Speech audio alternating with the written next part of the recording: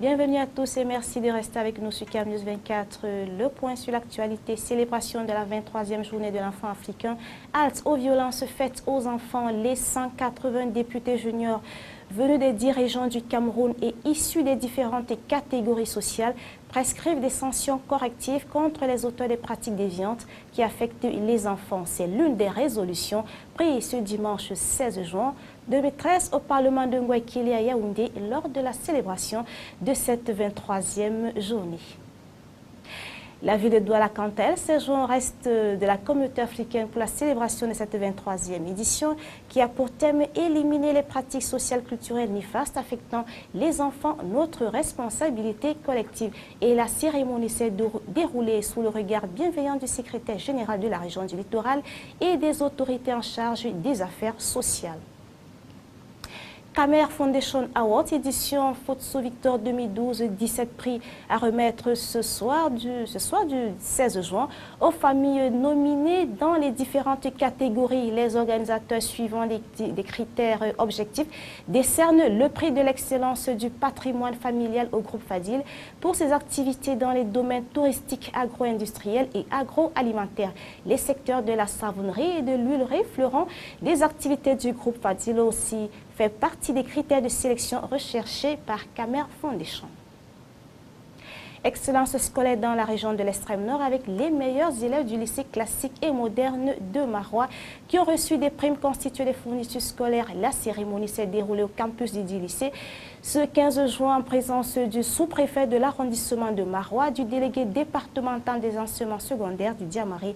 Les livres, cahiers et autres fournitures ont constitué la trousse de la prochaine rentrée scolaire. En sport, les Lions indomptables du Cameroun ont fait jeu égal cet après-midi du 16 juin à Kinshasa face aux Léopards de la République démocratique du Congo, score de la partie 0 but partout. Et le match, on le rappelle, comptait pour les éliminatoires de la prochaine Coupe du Monde Brésil 2014. À présent, la page 37 de cette édition avec les confrères de l'agence France Presse. Soulagement au sein de la communauté internationale après l'élection en Iran du modéré Hassan Rouhani à la tête de l'État. M. Rouhani a obtenu 50,68% au premier tour face à 5 candidats conservateurs. Un succès électoral qui suscite beaucoup d'espoir chez les Occidentaux, notamment sur le dossier nucléaire. Erdogan réunit ses partisans dimanche à Istanbul après le coup de force de la nuit dernière.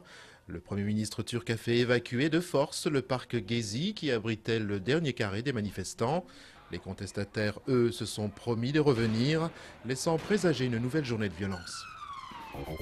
Stéphane Richard va être maintenu à la tête de l'opérateur Orange lors du conseil d'administration de lundi. C'est ce qu'affirme le JDD, le site internet du Monde. L'État aurait en effet arrêté sa décision en faveur de M. Richard après de nombreuses discussions.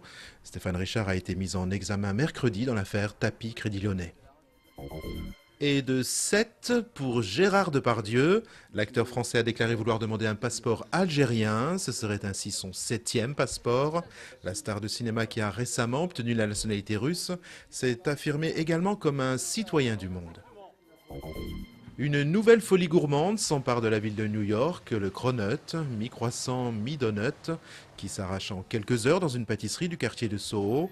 C'est Dominique Ancel qui a imaginé cette pâtisserie frite dans l'huile de pépins de raisin, fourrée de crème et roulée dans le sucre d'érable. Le succès est si grand que la pâtisserie a dû limiter les cronuts à 2 par personne. Et c'est la fin de cette session d'information. Merci à toute votre attention. Les programmes se poursuivent sur CAM News 24.